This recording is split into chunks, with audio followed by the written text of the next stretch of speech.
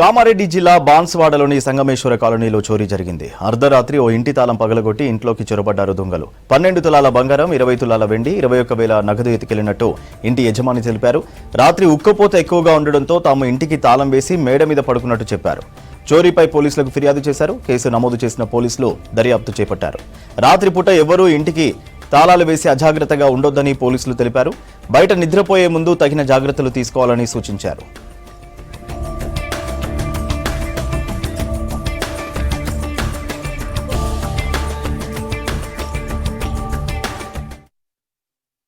కొంతమంది గుర్తిన వ్యక్తులు ఇంటి తాళాలు పగలగొట్టి బంగారంలో ఎత్తుకోవడం జరిగింది.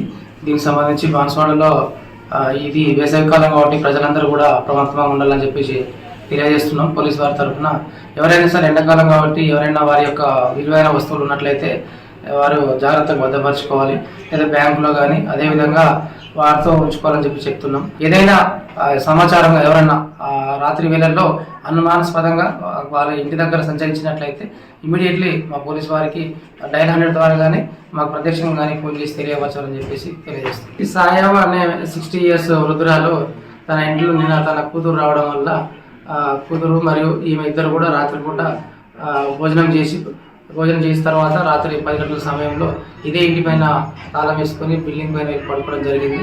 తర్వాత ఉదయం 6:30 ప్రాంతంలో కిందికి వచ్చి చూసుకునేసరికి వారి తలుపులు పగలగొట్టబడి విలువదాలు కూడా పగలగొట్టబడి దాంట్లో ఉన్న విలువైన బంగారు ఆభరణం చోరీ చేయడం జరిగింది. 12 తులాల బంగారం పోయింది. మా ఇంట్లో 21,000 రూపాయలు పోయినాయి. వెండి 20,000 వెండి, 20 తులాల వెండి పోయింది, 20,000 రూపాయలు పోయినాయి.